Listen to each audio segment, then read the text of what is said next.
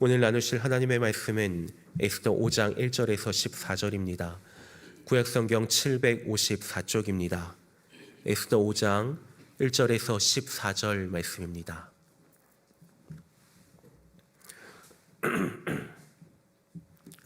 한 절씩 교독하시겠습니다.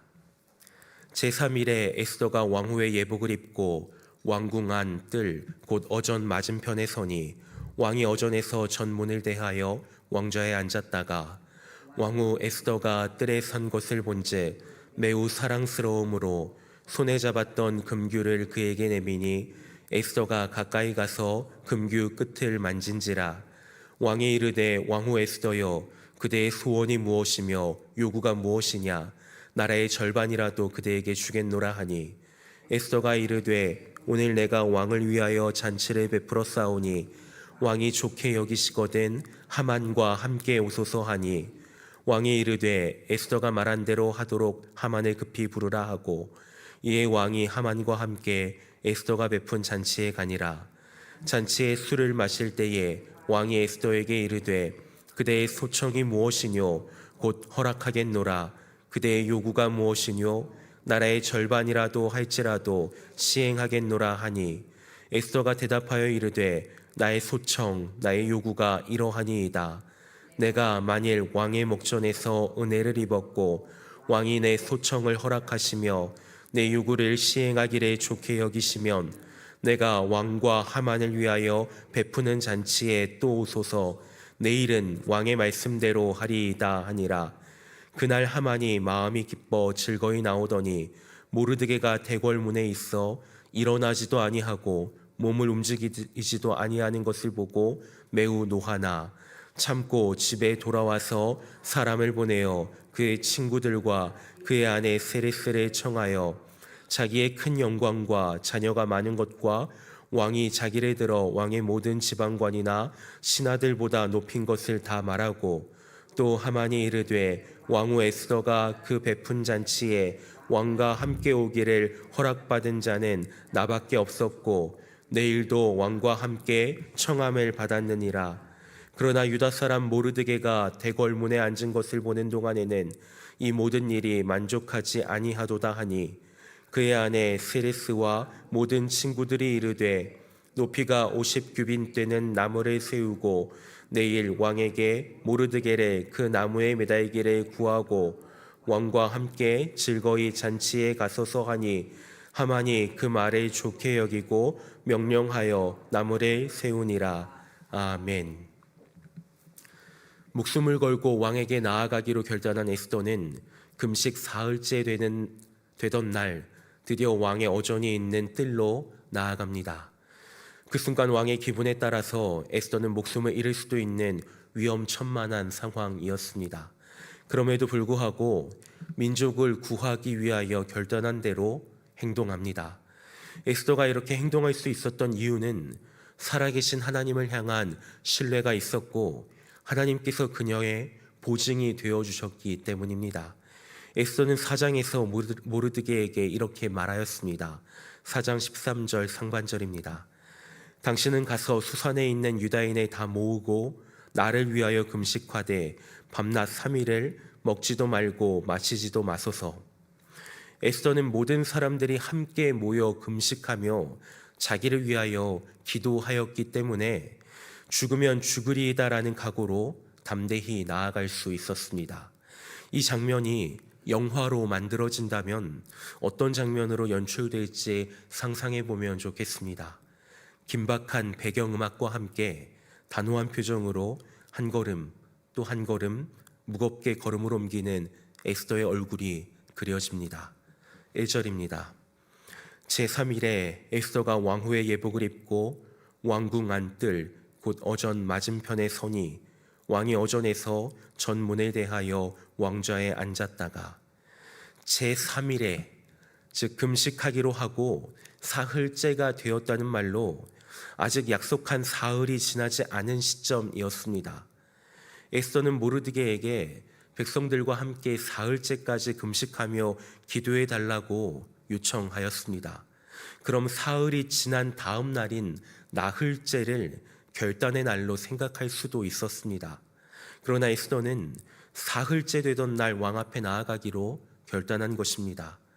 왜 기도가 다 차기를 기다리지 않고 사흘이 채 지나기도 전에 왕 앞으로 나아갔던 것일지 생각해 보았고, 이런 결론을 낼 수 있었습니다.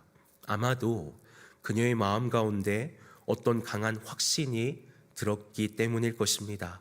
그것은 하나님을 향한 강한 신뢰였습니다.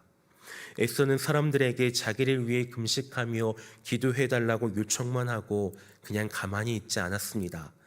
4장 13절 하반절입니다. 나도 나의 시녀와 더불어 금식한 후에 규례를 어기고 왕에게 나아가리니 죽으면 죽으리이다 하니라. 에스더도 자기 시녀와 함께 더불어 금식하며 기도하였습니다. 하나님의 뜻을 묻고 또 묻는 가운데 민족을 향한 애끓는 심정을 가지고 살려달라 부르짖었습니다. 왕의 부름을 받지 못한 지 이미 30일이나 지났기 때문에 더 이상 어떤 소망을 갖지 못하였을 수도 있습니다. 혹은 기도하며 왕이 다시 자신을 찾게 해달라고 간구하였을지도 모르겠습니다. 왜 그녀에게 두려움이나 걱정, 근심이 없었겠습니까? 이미 왕의 총애를 잃었기 때문에 왕의 부름 없이 왕 앞에 나아가면 죽임을 당할 수밖에 없을 것이라는 분명한 두려움이 그녀 안에 있었습니다. 그러나 에스더는 그녀 안에 있던 두려움을 기도하는 과정을 통하여서 이겨낼 수 있었습니다. 하나님께서 함께 해주시겠노라는 약속이 그녀에게 보증이 되었던 것입니다.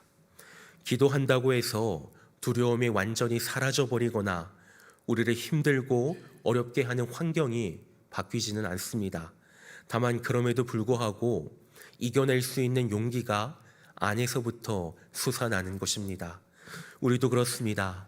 우리가 하나님의 자녀가 되어서 주님의 사람으로 이 땅을 살아가기로 다짐할 때 성령님께서 보증이 되어 우리 인생 가운데 영원토록 함께 해주시겠노라고 약속해 주시는 것입니다. 그렇게 우리의 창문을 하나님을 향해 열고 하나님을 향한 소망을 가지고 살아갈 때 우리는 이 찬양의 가사처럼 살아갈 수 있게 됩니다. 어려운 일 당할 때 나의 믿음 적으나 의지하는 내 주를 더욱 의지합니다.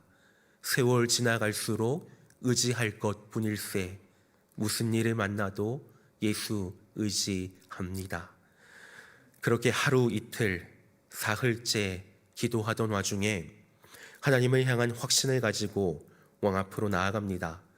비록 왕의 부름을 받지는 못하였지만 당당히 왕후의 예복으로 갈아입고 결의에 찬 모습으로 왕 앞으로 나아갑니다. 2절입니다. 왕후 에스더가 뜰에 선 것을 본즉 매우 사랑스러움으로 손에 잡았던 금규를 그에게 내미니 에스더가 가까이 가서 금규 끝을 만진지라. 왕은 이렇게 다가오는 에스더를 발견합니다. 그리고 에스더의 결의에 찬 모습이 무색하리만치 태연하고 또 사랑스러운 표정으로 에스더를 맞이하며 자신에게 나아오는 것을 허락하는 의미로 금규 끝을 내밉니다. 왕도 당연히 자신의 부름이 없이 자신에게 나아오면 안 된다는 것을 알고 있었습니다.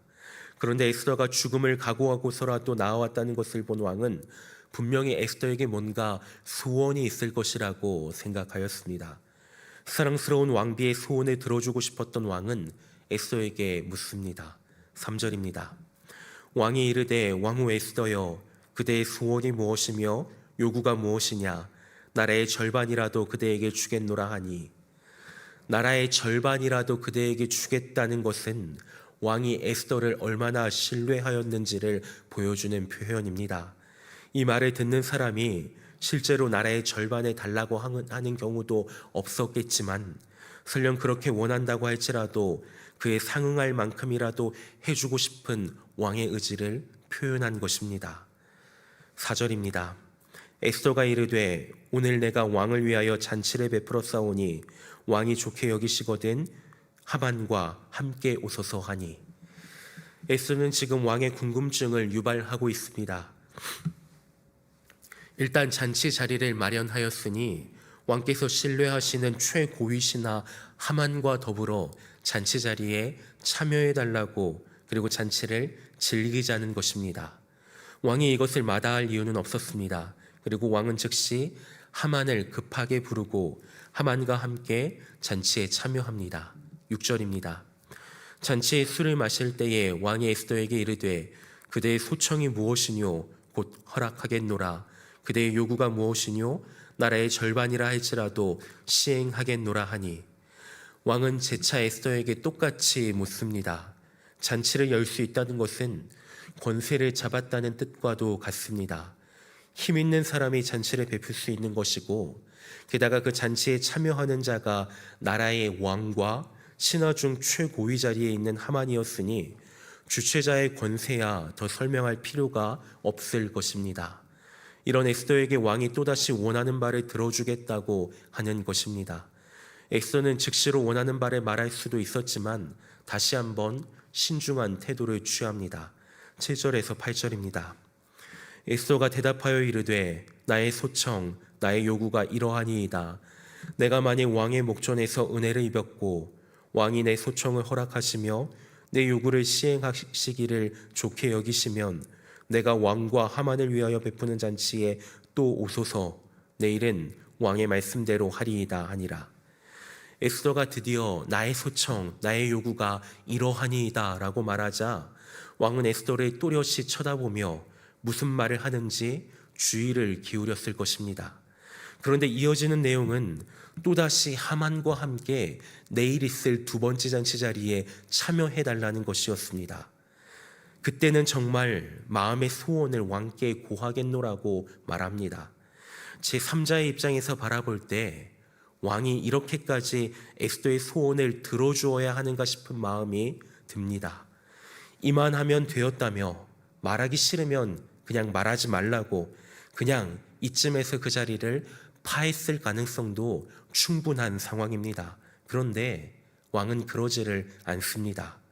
왜냐하면 하나님께서 이 사건 가운데 개입하셔서 그렇게 이 이야기가 전개되도록 흐름을 이끌어가고 계셨기 때문입니다. 하만은 이 상황이 굉장히 기뻤습니다. 왕은 맏신하들보다도 자신을 더욱 높였고 왕비는 왕과 더불어서 잔치 자리에 다른 신하들 전혀 없이 자기만 초대했다는 사실에 흥분을 감추지 못했습니다. 11절에서 12절입니다. 자기의 큰 영광과 자녀가 많은 것과 왕이 자기를 들어 왕의 모든 지방관이나 신하들보다 높인 것을 다 말하고, 또 하만이 이르되 왕후 에스더가 그 베푼 잔치에 왕과 함께 오기를 허락받은 자는 나밖에 없었고 내일도 왕과 함께 청함을 받았느니라.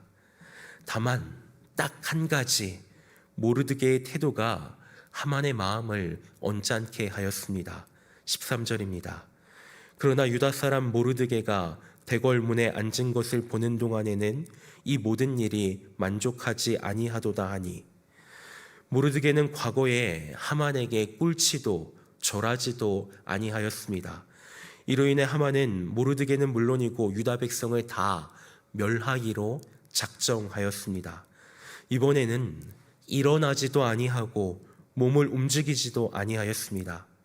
이미 다 멸하기로 계획하였음에도 불구하고 분노가 치밀어 올랐으나 뜻한 바가 있기 때문에 일단은 모르드게의 그 태도를 참았습니다. 하만의 아내와 친구들은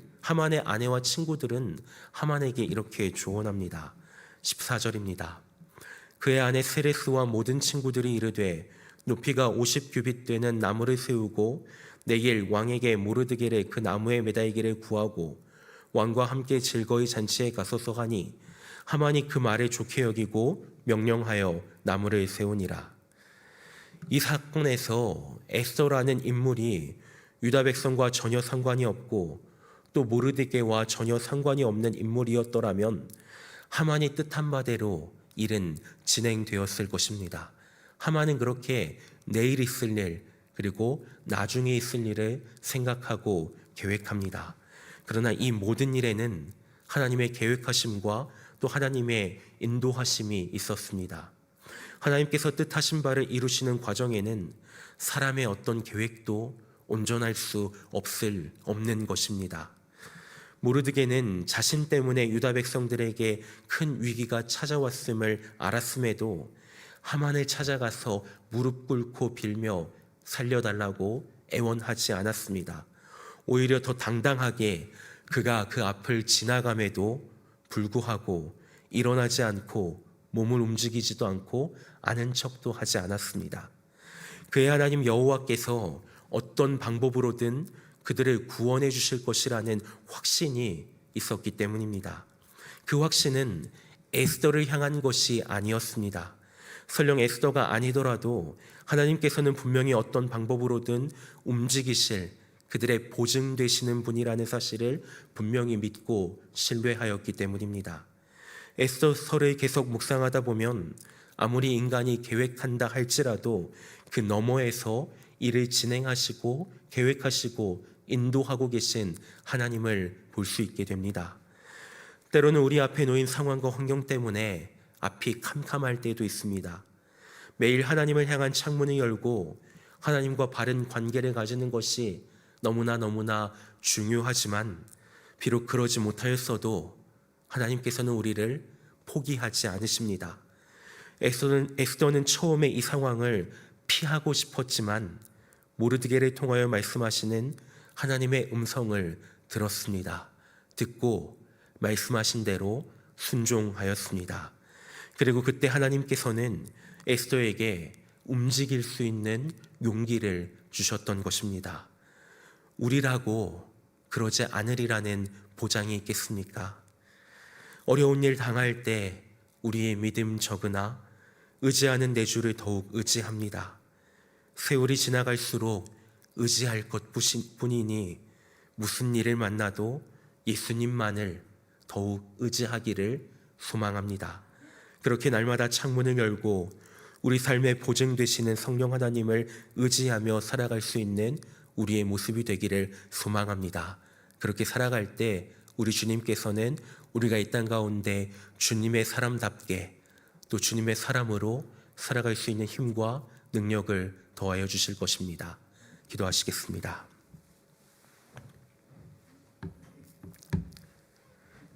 하나님 아버지, 때로는 너무 두려워서 할 수 없다고 또 하기 싫다고 주님의 뜻을 외면할 때도 있었습니다.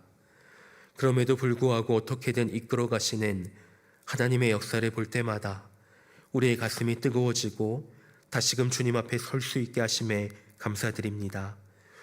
외면했던 에스더의 가슴을 뜨겁게 해주셔서 용기를 주셨던 주님, 저희에게도 이 땅에서 맡겨주신 사명을 다하기 위한 힘과 능력과 용기를 더하여 주시옵소서. 또한 주님의 사람답게 살 수 있는 지혜를 더하여 주시옵소서. 그리하여 세상보다 더욱더 지혜롭게 살게 하여 주옵시고 하나님의 나라를 위하여 멋지게 쓰임받을 수 있는 주님의 사람이 되게 하여 주시옵소서.